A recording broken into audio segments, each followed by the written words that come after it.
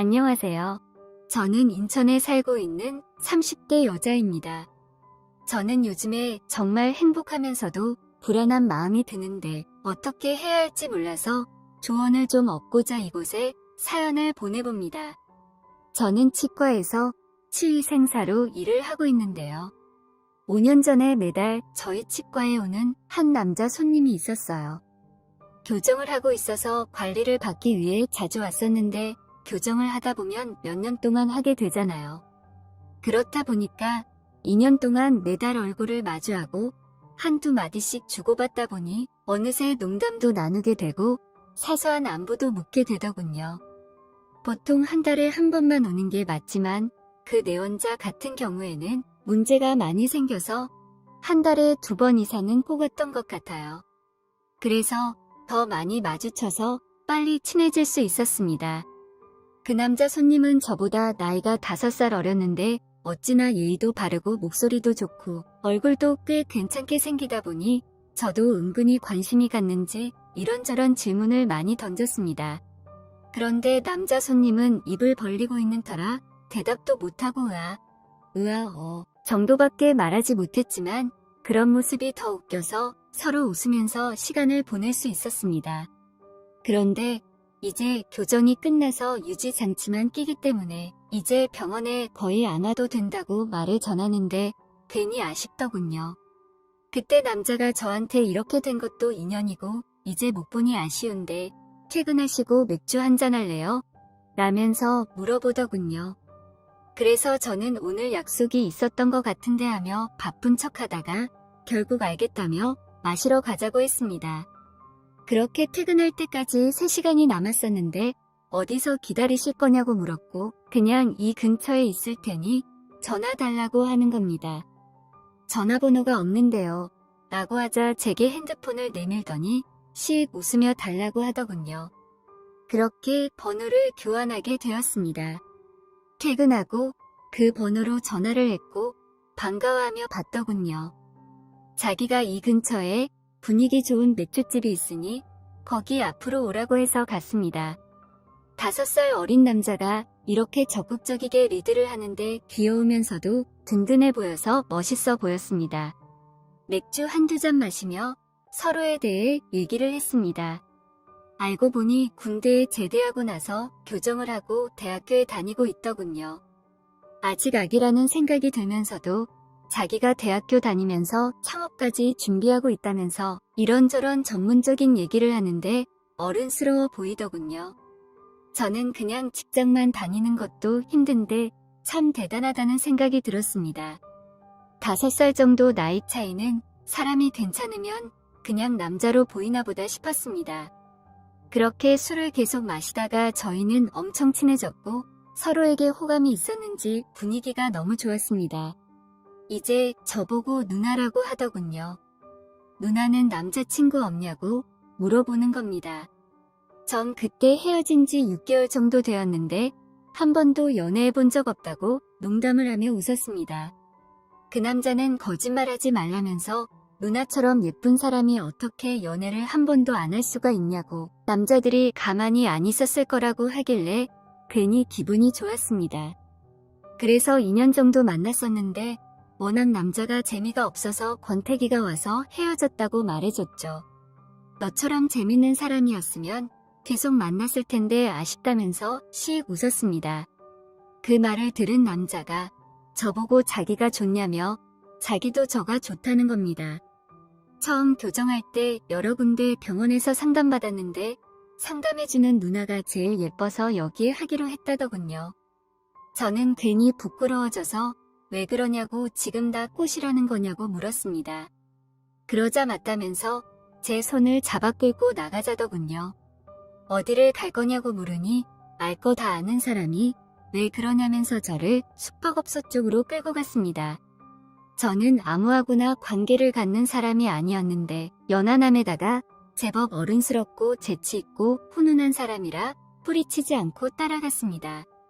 그렇게 저희는 뜨거운 시간을 보내고 만남을 가졌습니다. 저는 이 남자를 만나면서 정말 땡 잡았다는 생각이 들기도 했습니다. 머리도 좋고 외모도 훌륭한 데다가 밤에도 정말 일을 잘했기 때문이죠. 항상 저를 만족시켜주는 그런 남자였습니다. 그렇게 3년 정도 연애를 하고 결국 저희는 결혼을 하게 되었습니다. 저는 부모님이 다 계셨고 남편은 어머니가 돌아가신 지 오래되었어요. 아버지 혼자서 남편을 어릴 때부터 키워서 그런지 남편이 괜히 어른스러운 게 아니었던 것 같아요. 시아버지는 17살 때 사고를 쳐서 저랑 동갑이었어요. 띠동갑이죠. 12살 차이인데 부인 없이 혼자 있으면서도 깔끔한 사람이었습니다. 그래서 저는 가끔 시아버지를 뵐 때 어떻게 이렇게 관리를 잘하시냐면서 칭찬을 해주곤 했습니다. 저랑 나이 차이도 그리 많이 나지 않아서 말이 엄청 잘 통하고 말을 재밌게 잘하시더군요. 시아버지라는 느낌보다는 오빠라는 느낌이 더 강한 남자였습니다. 남편이 재치 있는 게 시아버지에게 배워서 그런 것 같았습니다. 시아버지와 남편과 이렇게 셋이서 모여서 술 마시는 게 재미있어서 한 달에 2번 정도는 그렇게 모였던 것 같아요. 저희 신혼집과 시아버지 집이 그리 멀지 않았거든요. 남편이 저랑 연애 초기 때 창업 계획했던 게 생각보다 잘 돼서 빨리 결혼까지 할 수 있었던 것 같고, 게다가 1년 정도 신혼생활을 하다 보니 창업이 더 잘 돼서 해외까지 확장하려고 하는 거예요. 그래서 저는 괜히 너무 크게 하는 거 아니냐면서 불안해했지만 자기가 중국 쪽에 반년 정도만 관리를 해주고 다른 전문가에게 맡기고 온다는 겁니다. 아직 30살도 안 된 놈이 이렇게 열심히 사는 걸 보면서 저는 도저히 말릴 수가 없었습니다.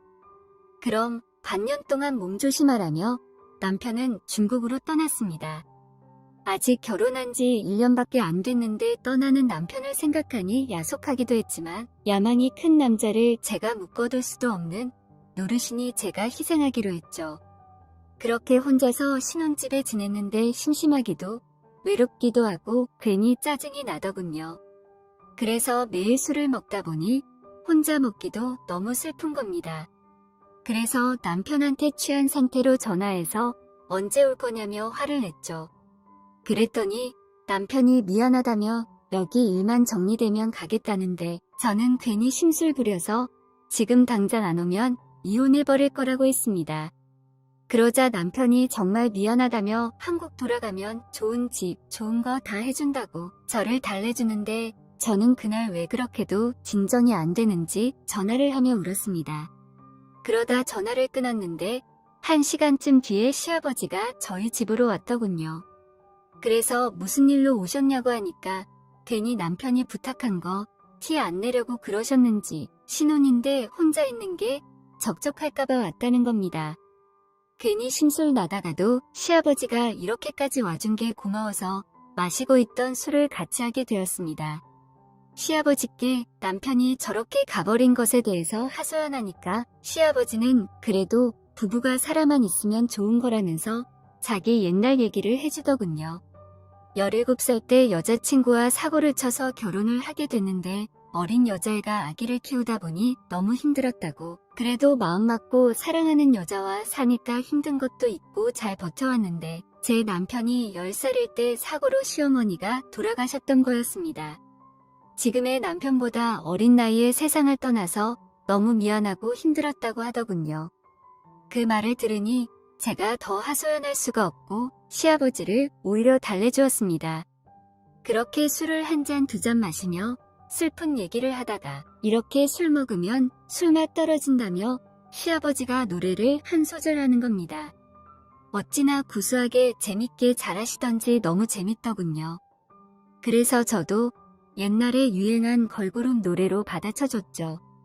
서로 너무 웃긴다며 깔깔거리며 시간 가는 줄 몰랐습니다. 그렇게 술을 몇 시간 동안 마셨는지 모르겠는데 둘 다 만취하게 되었습니다. 시아버지는 40대고 저는 30대이다 보니 시아버지가 시아버지 같지 않고 오빠 같아서 취해서 구분 못하고 오빠라고 불렀습니다. 시아버지는 기분이 좋은지 껄껄거리며 뭐라고 다시 해봐 이러길래 제가 오빠 이랬습니다. 너무 좋아하시길래 앞으로 오빠로 불러도 되냐고 물어봤죠.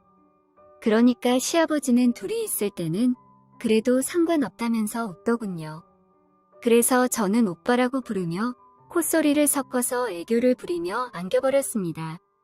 그러면 안 됐는데 왜 그랬는지 요즘 남편이 멀리 가서 못 보다 보니 너무 외롭다고 하니 시아버지는 안긴 저를 어찌하지 못하고 당황하고 있는 것 같아 보였습니다.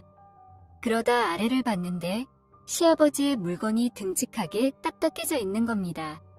저는 시아버지를 보며 오빠 저보고 무슨 생각을 하길래 이렇게 된 거냐고 물어보니 그런 거 아니라며 발뺌하는 겁니다. 그래서 그런 게 뭐가 아니냐면서 딱 봐도 듬직해졌다고 하니 아니라면서 자꾸 발뺌하길래 그럼 내기하자면서 꺼내보라고 했죠. 시아버지는 당황해서 자꾸 도망을 다녔는데 저는 술에 취해서 주체를 못하고 쫓아다니며 보자고 왜 나를 보고 그런 생각을 하냐고 변태내면서 웃으며 농담을 던졌죠. 그러다가 시아버지가 도망다니다 발이 걸려 넘어졌고 저도 뒤따르다 시아버지에게 걸려 넘어졌습니다.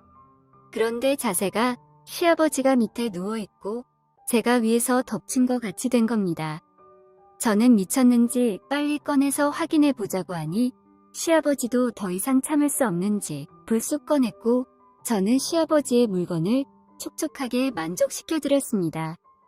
그렇게 저와 뜨거운 시간을 보내게 된 시아버지는 그때부터 더욱더 노골적으로 서로의 물건을 탐하기 시작했습니다.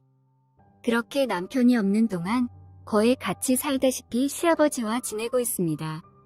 남편도 정말 사랑하는데 남편이 떠난 시점에서 시아버지와 이렇게 된 관계가 너무나도 좋습니다.